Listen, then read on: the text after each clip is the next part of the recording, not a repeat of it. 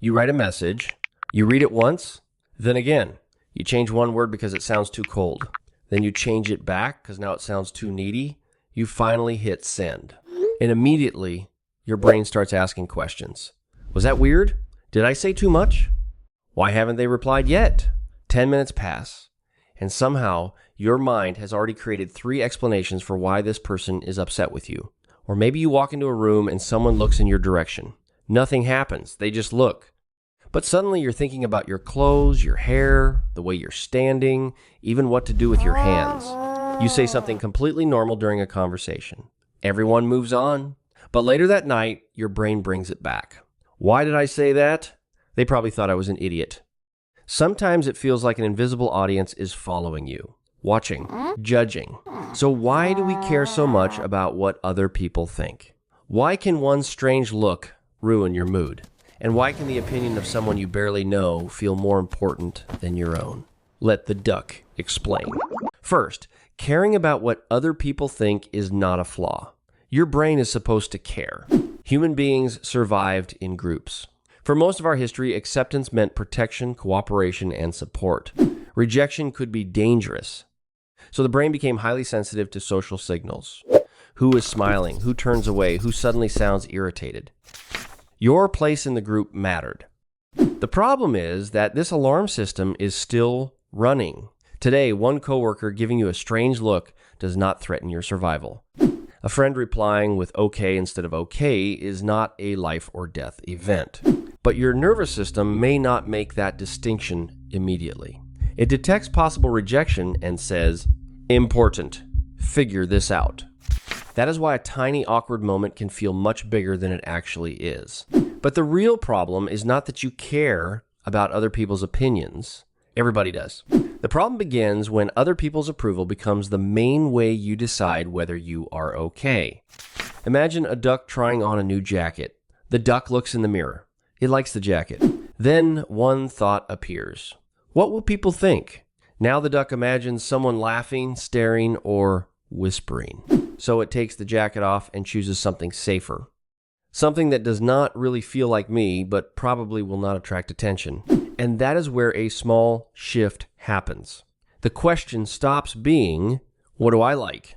And becomes, what choice gives other people the fewest reasons to judge me? Do that often enough, and you can slowly build your life around avoiding disapproval instead of actually living it. You stop sharing certain opinions. You do not post the picture. You do not ask the question. You agree when you want to say no. And every time you avoid something, your anxiety drops a little. That relief teaches your brain, good. Avoiding it kept us safe. So next time, your brain asks you to avoid even more. This is one reason fear of judgment can grow stronger even when you think you are protecting yourself from it. There is another reason we feel watched so easily. You experience the world from inside your own head. You know every awkward detail about yourself. You know your voice cracked. You know you forgot someone's name. You know you almost tripped walking into the room. To you, these things are in high definition. But everyone else is experiencing their own life in high definition too. Picture a room with 20 ducks. One thinks, everyone noticed I'm blushing. Another thinks, everyone can see this stain on my shirt. Another is worried it has been too quiet. Another thinks it has been talking too much. Every duck feels like the spotlight is pointing directly at them. But most of the room is too busy worrying about its own spotlight to study yours. Psychologists call this the spotlight effect. We tend to overestimate how much other people notice our appearance, mistakes, and behavior. That does not mean nobody notices anything.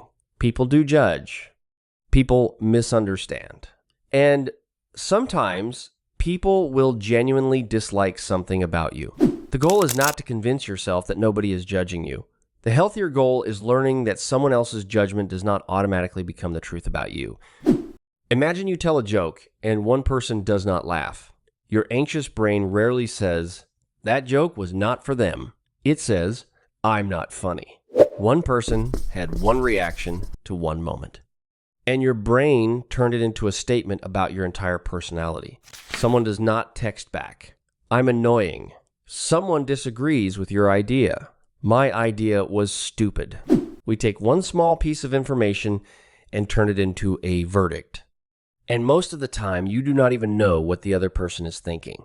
Your brain is guessing. A friend is quiet. They're mad at me. 2 coworkers laugh after you leave. They're laughing about me. Someone gives you a short reply. I'm bothering them. Maybe, but maybe your friend is tired. Maybe your coworkers are talking about something completely unrelated. Maybe that person is stressed.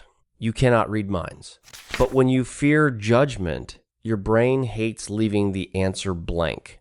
So it fills the blank with the explanation that feels most threatening. And because that explanation creates a strong emotion, it feels convincing.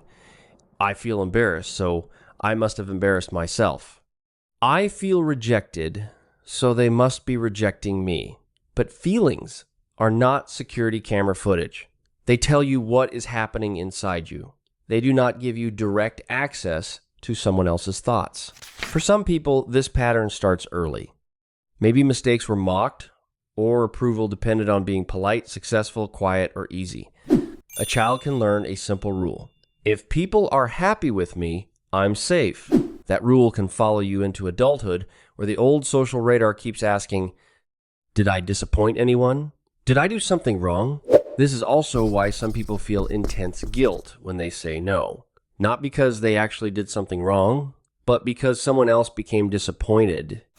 If your brain learned to connect other people's happiness with your safety, another person's disappointment can feel like proof that you've failed. But someone being disappointed does not always mean you made a bad decision. Sometimes it only means they did not get what they wanted.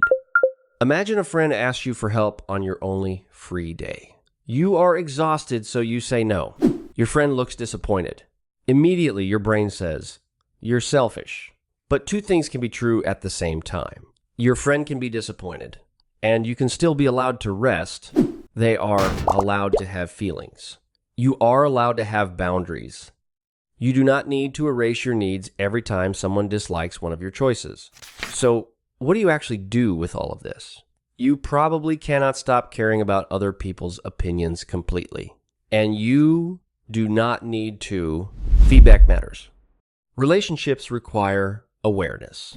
If several people you trust tell you that you constantly interrupt them, that may be useful information. If someone tells you that something you did hurt them, listening matters. The goal is not to become a duck that walks through life yelling, I don't care what anyone thinks. The goal is to become more selective. Instead of asking, what will people think? Ask, which people? A stranger in a comment section who saw 10 seconds of your life? A coworker who barely knows you? Someone whose values you do not even respect? Or a close friend who knows your character and wants the best for you? Not every opinion deserves the same amount of space in your head. You would not give every person you meet a key to your house.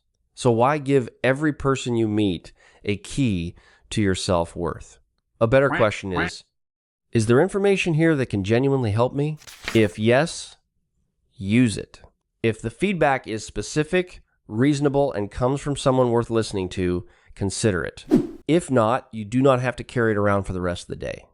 Another important step is accepting that you cannot control what people think about you. Look at how much energy we spend trying. Say the perfect thing, wear the perfect thing, do not seem too interested.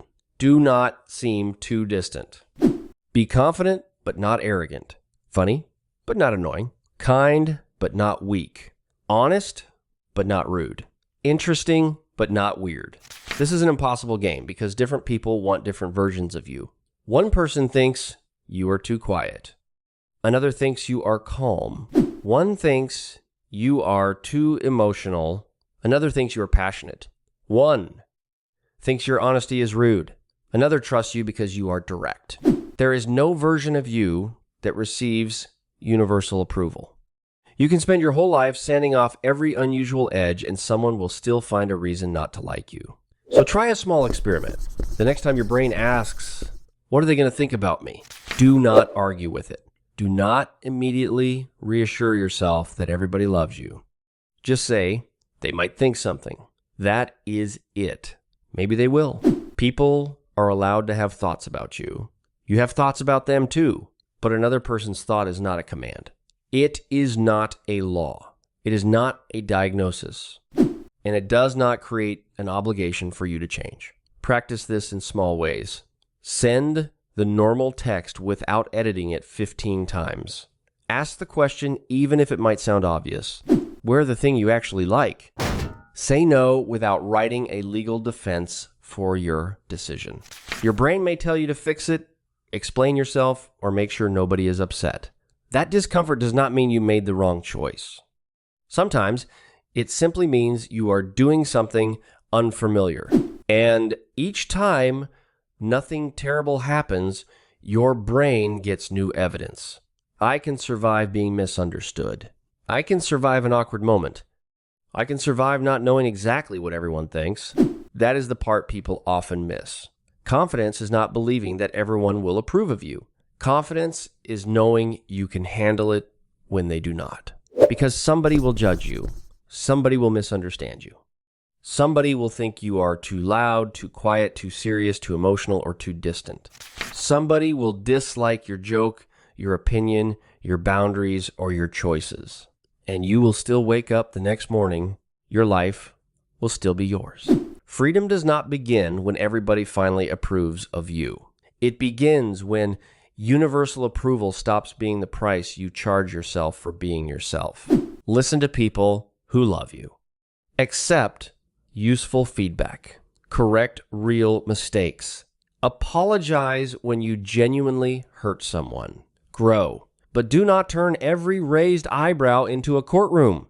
Do not turn every short reply into rejection. Do not turn every person's mood into your responsibility. Most people are thinking about their own lives far more than they are thinking about yours. And the people who do judge you are still judging from a tiny window. They do not know every reason behind your choices. They do not know every part of your story. You do. So the next time your brain asks, but what will they think? Try answering, I don't know, and leave the answer there. You do not have to know. You do not have to control it. You do not have to become a more convenient version of yourself for every person you meet. Let people think and keep living. Understand your mind, protect your peace. And when your brain turns every room into an audience, let the duck explain.